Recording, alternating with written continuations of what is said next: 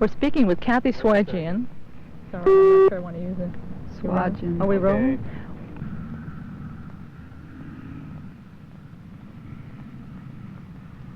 We're talking with Kathy Swajian, who is a new voter and delegate to the Republican Convention in Miami.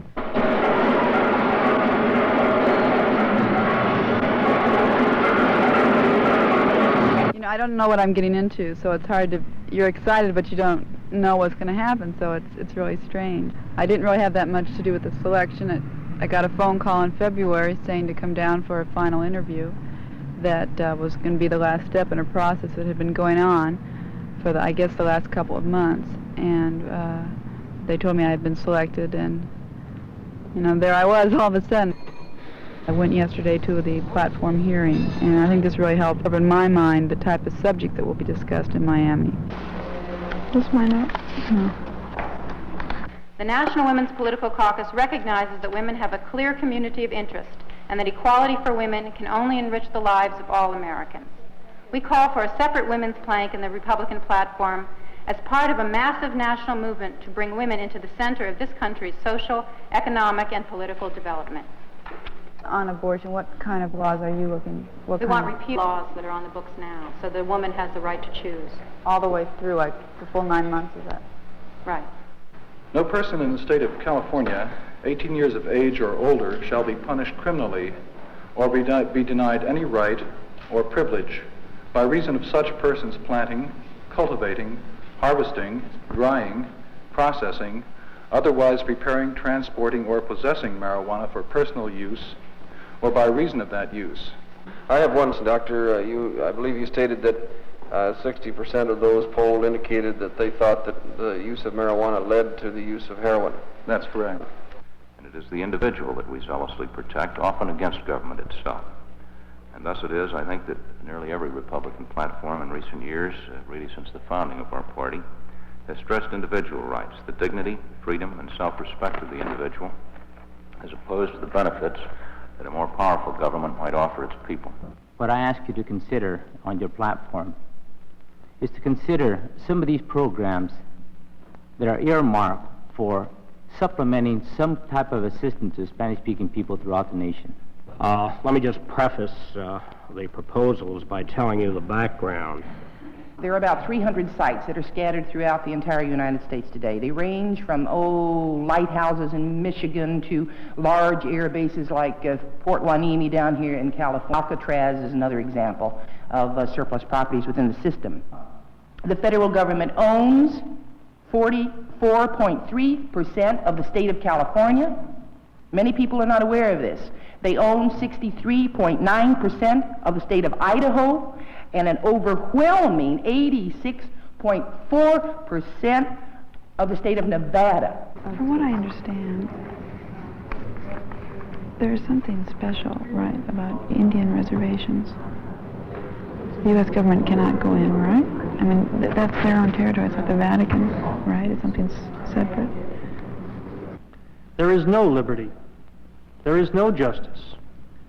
Indeed, there is no life when one man is taken from his family, impressed into service, and killed in a foreign war, while at the same time his neighbor is never bothered at all. Such a system of military is an abominable contradiction for a country that calls itself free. The Republican Party has known for some time that the draft law is not in America's best interests.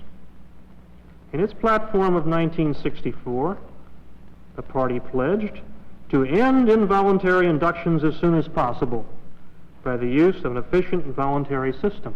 By the same token, you can't depend on pills, and if you're a Republican, you can't depend on laws to legislate what a person does in private. You should know that, just as a good Republican in terms of sound. Yeah, he's not really advocating use. I don't think that's... I'm just saying that, you know, it doesn't help to treat people like criminals. No. You know, No one will say that marijuana is harmless. No one will say that aspirin is harmless. So there's no conclusive proof that marijuana is harmless. But that puts the shoe on the wrong foot. If you're innocent until proven guilty, you don't want to tell somebody who's in jail for marijuana. Why am I in jail? Because we don't know enough yet. It's a very strange thing to tell anybody. But this is the year for the Republican platform, to me, to really be liberal, because this is the year you can get away with it. And it would open up the party to so many more young people that aren't going to come by 76, you know. I kind of think that this would be, I'd like to see it this year. But, you know, I don't know. What they're trying to do legislatively is develop some standards which can be used by the courts to judge the different one busing situation from another, so that the courts don't go overboard. How did you happen to become a delegate at such a young age? The process that happens is that different Republican people in the state turn in lists of names of people they think are qualified. See, I work for the state government now also. I'm working for the Republican Consultants, which is for Republican assemblymen in the legislature. We're their main work group. We do their press releases, speeches. We do their legislation. Like student intern, which most young people probably have heard about. Washington has a program which I've participated in, and the state government has a program where they have you come up for 3 months, and it's really fun because you're not, part of a full staff. You kind of have a lot of privileges. You can take off when you want and go hear a committee hearing, and you can go listen in on the floor. And you learn about everyone's job in the office, and then fortunately for me, I got a permanent job just a couple weeks ago with my office. Hello, may I speak to Mr. Goss? Hi, Mr. Goss, this is Kathy Swadgen. I work with the Republican Consultants. And I wanted to ask you about, I know you're the working with independent business, and we're interested in getting the views of the small businesses on the major legislation up before the state legislature this year. Okay, well, you speak about tax reduction and welfare reduction in general, concerns of small business, but like, is there kind of a limitation on that? Because that could, really go far. I'd have to have something more concrete than just general tax reduction. All right, I have a listing of some of the areas, so I'll kind of just, see how your views on those. I like to be in charge of something, to get something done, and I think through politics I can. I would like to idea which would waive all tuition costs to those individuals who are veterans, such as Vietnam veterans, and all those people who qualify as veterans. They had the platform hearing on the educational caucus. Costs should be waived at all University of College. One student got up there and spoke that he wanted to have the veteran exemption from tuition at state and universities in California, and then a black guy got up and said that he wanted to have more bicultural in both classes. And these things are real specific that you don't really put into a platform, but they were ideas that really, I want the Republican Party to know about. I feel that like I've said before, I think the tuition should be waived for these individuals who qualify for this. We only had 20 minutes in there. Get this into form and... Yeah, and I've got to take this up to Monaghan's office, so... I'll have to go with you to have it, to get it in the proper... Okay, you're starting with this. You have a little blurb you read. Let me go with you and dictate it or indicate in which order it will be, because what we'll do simply is some of these should be put in other positions so that they'll be incorporated. Oh, okay. The two of them will be incorporated. We'll do that then. I think we have a good platform and a good plank to offer.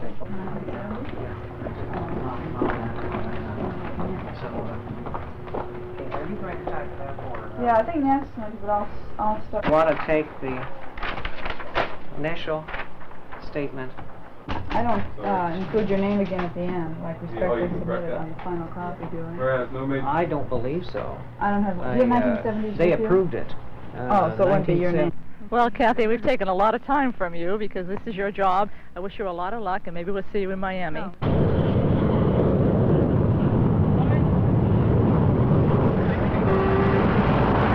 We're here now. I couldn't believe all those kids out there. That was fantastic. All the young voters. Some of my old friends were there.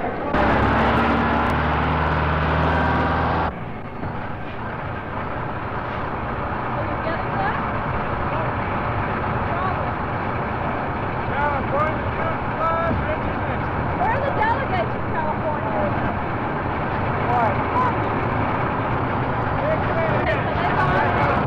went to the luau at the Americana. We were just starving, so the first thing we did was get in the line for food.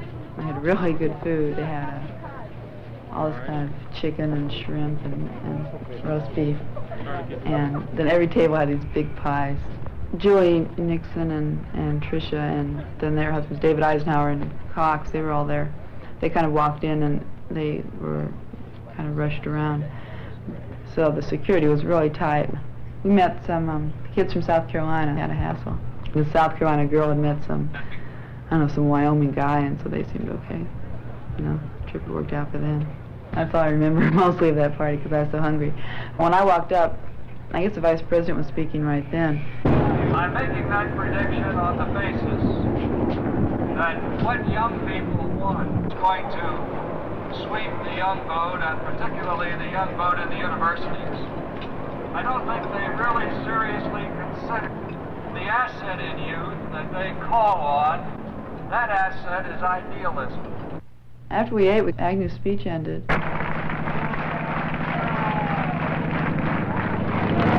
And everything kind of cleared up then, had a rock concert for a while. That was pretty good, too.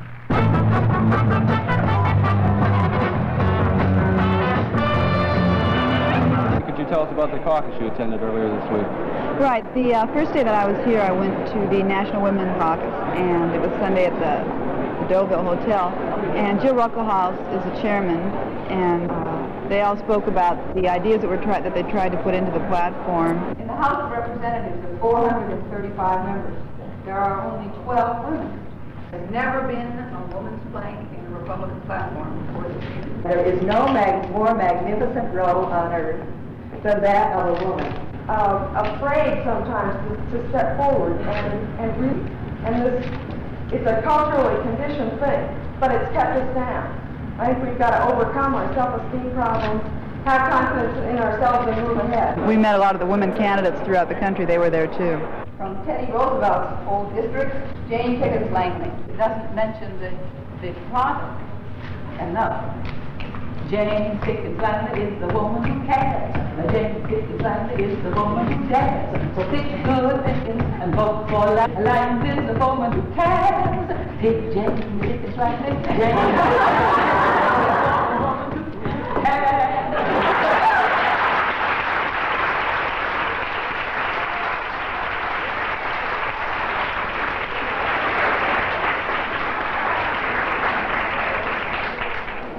I'm sure that one of the reasons I was asked to run as a congresswoman is that I am a woman. But I've always enjoyed, especially a professional woman, and as a candidate, I'm enjoying it even more. But the one thing I'm really interested in is more women in Washington. I'm just as sure as I'm talking to you that if there'd been more women in Washington through the years, we would find this country a very different place in which to live.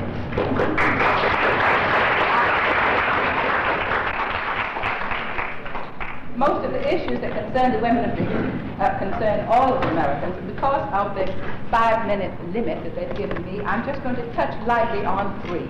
I'm for the abortion law because it protects the less affluent woman. No one has to have an abortion because there's such a law. I know I didn't. We have taken long steps during this past week because we took them together. Let's keep moving forward in the next 3 days to make sure that women are full partners at all levels of the party and that we are fully part of the legal, economic, social system of this country. We'll pass out to you the exact language and the changes that we hope that you will feel that you would like to make in that rule to absolutely commit this party to participation of minorities, of youth, of women, of all groups. I want to thank you very much for your enthusiasm this morning, for your criticism as well as your support. Me too. I'm glad you You're a delegate. Good for you. Super, the most powerful person in this room. As a female delegate, do you think you were heard in this convention? Well, I know in the platform hearings and when I was in the state, I think I had much more emphasis there. This is too large of a gathering to really make your own personal statement. But I was glad to see that some of the women's planks got in there. I think that Obviously, with the have such a proportion of female delegates in '76, that there'll be even a greater emphasis on women's rights, and not just women's rights, but just opening up the party also to more young people. And I think in that way that I had an effect just being here. Would you like to come in and sit down? Please sit here. No, I will be standing in a minute, so please sit down.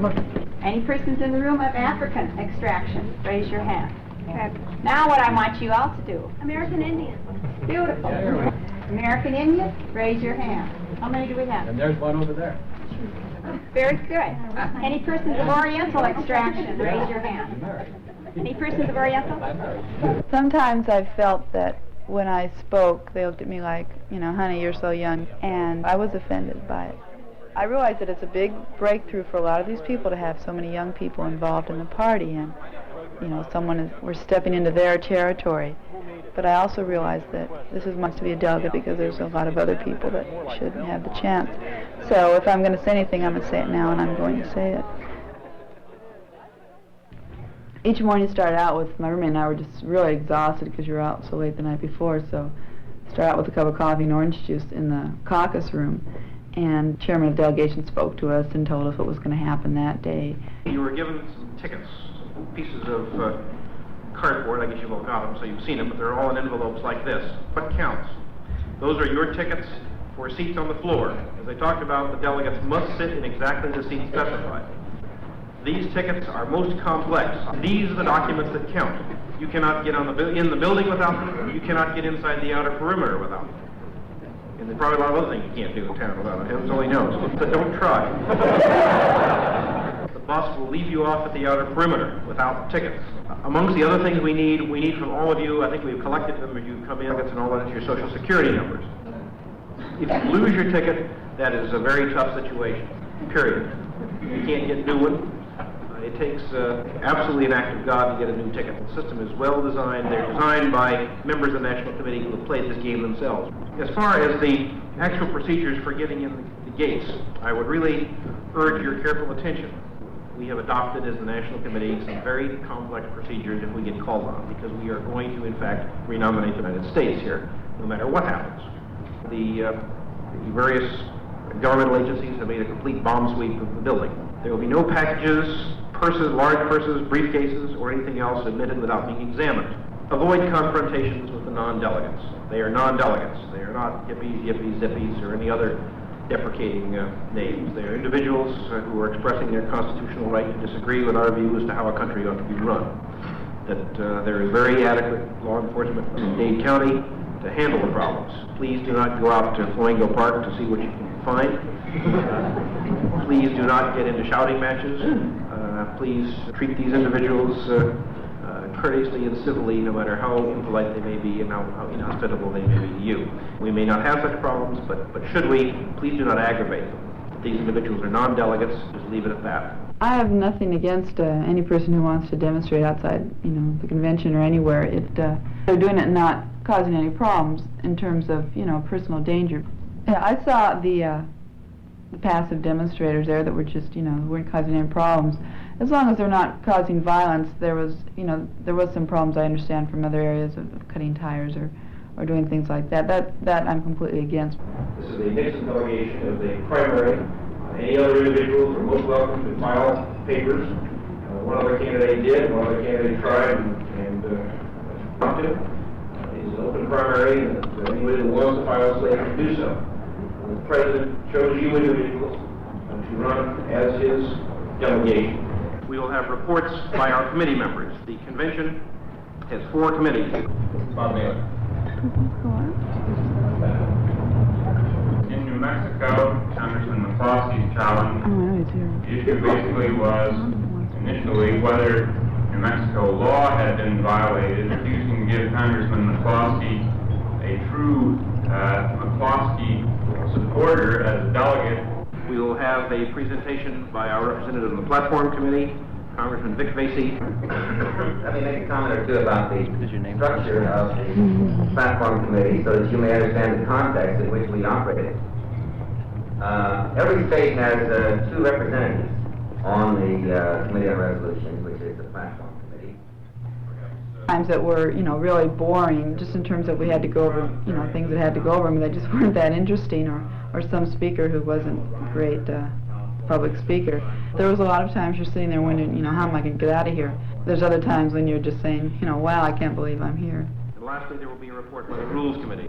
Just a brief word on that subject. I'm sure you all have read in the paper that the subject will be most energetically contested at this convention. An appropriate measure that a party consider in awarding delegate strength to the state is electoral success. And what they were going to attack was doing the same thing in 76 that we're doing in 72.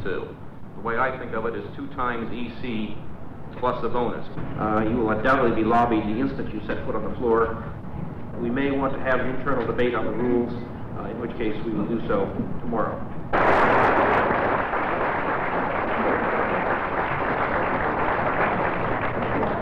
Yesterday I was meeting Oklahoma to Colorado, and I've forgotten the other delegation.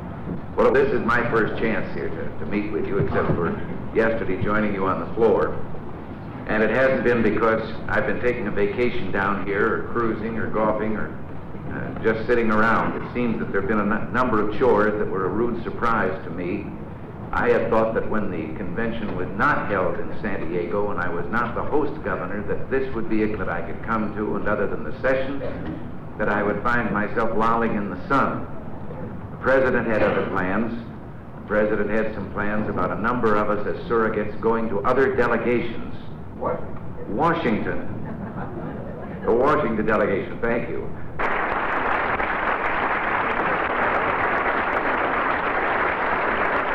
Were you impressed by Mrs. Nixon? Yes, I was. She has a lot of class.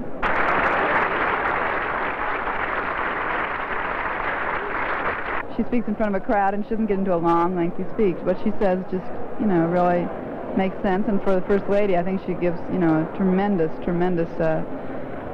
plus to the ticket.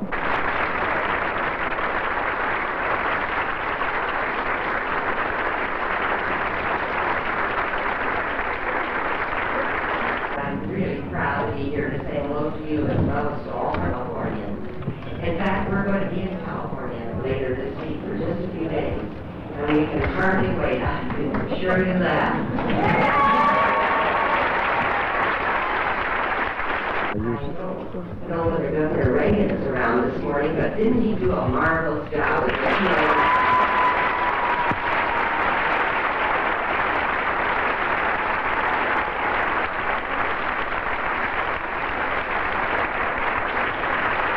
because this is a new, young delegation.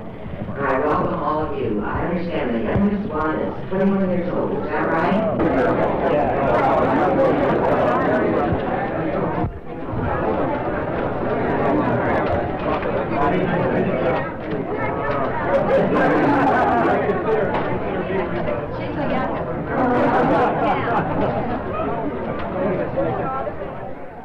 We look at her, I mean, she seems like a really nice lady. You can, seems like a person you could go up to and talk to for a while.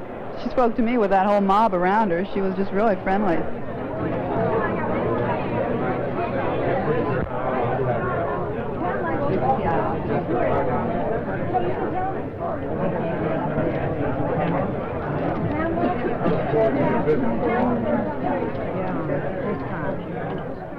And so that was usually that's the way the mornings went, and then we were kind of rammed onto the buses and took over about, I don't know, a 30-minute drive to get over there onto the floor. California, for some reason, was always the first delegation there. You know, you're in that big auditorium by yourself for about 20 minutes while everybody filters in. And then the convention started.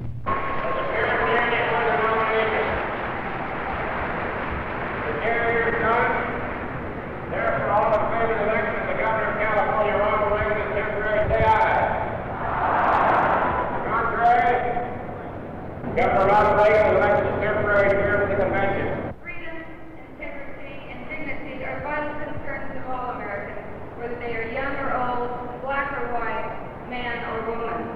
Delegates, please take their seats. There are many new voters to be located. There are many new voters to be registered. But with your help and your continued support, we will reach our goals.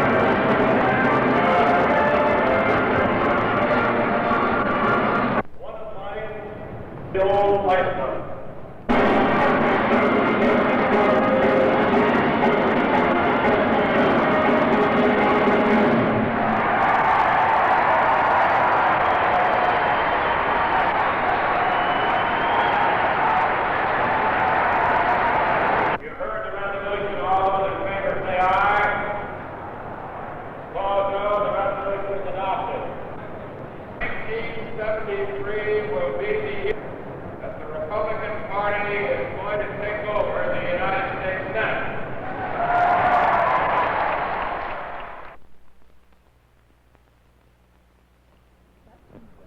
I think after this whole convention was over, you leave, or I left, kind of older and wiser, just because you see how it's all worked, and, you know, there are a lot of things that I thought I might, you know, would be different. Maybe I had a more idealistic view of it all, but those were kind of changed when I got here. The massiveness of this place, of all these people, that was kind of more than I anticipated. Also the fact that, you know, you've nominated a president here and then you just go back to your normal everyday life seems kind of different to me too. The reason working with this party is I think that, you know, there's room for change in both parties, and it'd be silly for all of us to go to one party and work in that one. I think if I can open up another area through my, you know, maybe more moderate views than theirs, you know, I'm gonna get in there and do it. This is something, you know, one selected 5 days, and we're all here together, and then we all go back to, you know, 50 states, and that's kind of a feeling of, you know, your roommate walks out and you go, bye, you know, had a great time at summer camp. You know, it's just like this was something different, and it's hard to fit it back into the rest of your life. It's something that you did, and you'll always remember, and people are going to ask you about it, but you can't really tell them what happened. It was too individual and too, only you had to be this, one of those things, you know, you had to be there.